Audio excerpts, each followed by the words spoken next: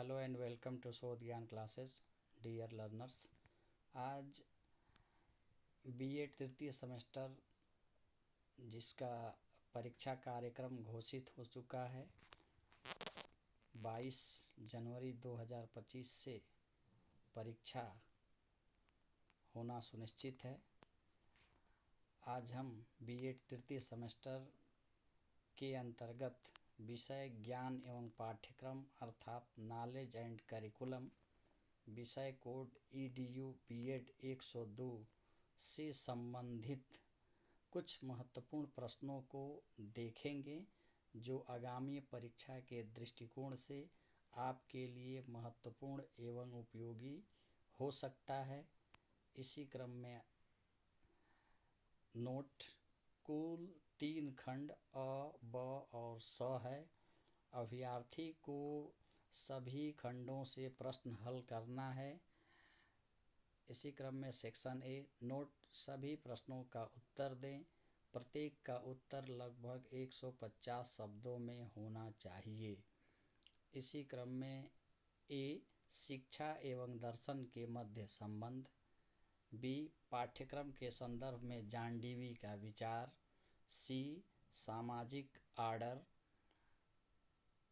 D राष्ट्रीय एकीकरण में शिक्षा की भूमिका, ई वेदांत दर्शन के मूलभूत सिद्धांत, एफ सामाजीकरण। इसी क्रम में सेक्शन बी नोट निम्नलिखित में से सभी प्रश्नों का उत्तर दीजिए। प्रत्येक का उत्तर लगभग 400 शब्दों में होना चाहिए। इसी क्रम में दूसरा प्रश्न है सभ्यता और संस्कृत में अंतर स्पष्ट कीजिए अथवा रूसो के निषेधात्मक शिक्षा की व्याख्या कीजिए। इसी क्रम में तीसरा प्रश्न है शिक्षा दर्शन की आवश्यकता पर प्रकाश डालिए अथवा अच्छी पाठ्य पुस्तक की विशेषता लिखिए।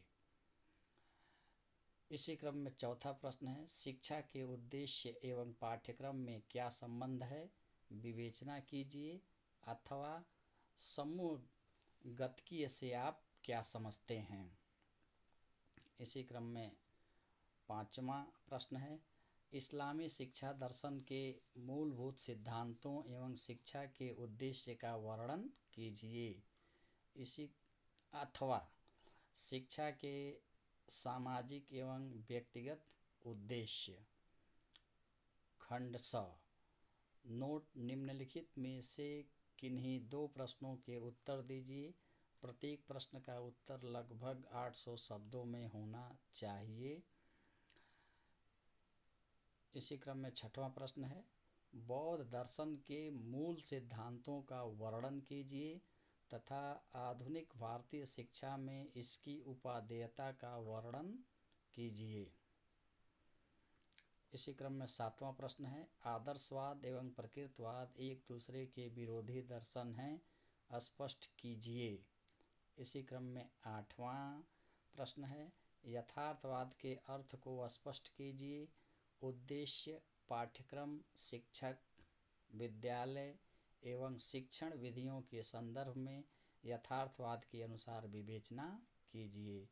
इसी क्रम में 9वां प्रश्न है सामाजिक परिवर्तन से आप क्या समझते हैं, शिक्षा सामाजिक परिवर्तन को कैसे प्रभावित करती है, स्पष्ट कीजिए। इसी क्रम में अगला प्रश्न है औद्योगिकरण से आप क्या समझते हैं, औद्योगिकरण और शिक्षा के संबंध की विवेचना कीजिए। शोध ज्ञान क्लासेस को सुनने के लिए आप सभी का धन्यवाद एवं आगामी परीक्षा के लिए आप सभी को ढेर सारी शुभकामनाएं। चैनल को लाइक शेयर एवं सब्सक्राइब जरूर करें। धन्यवाद।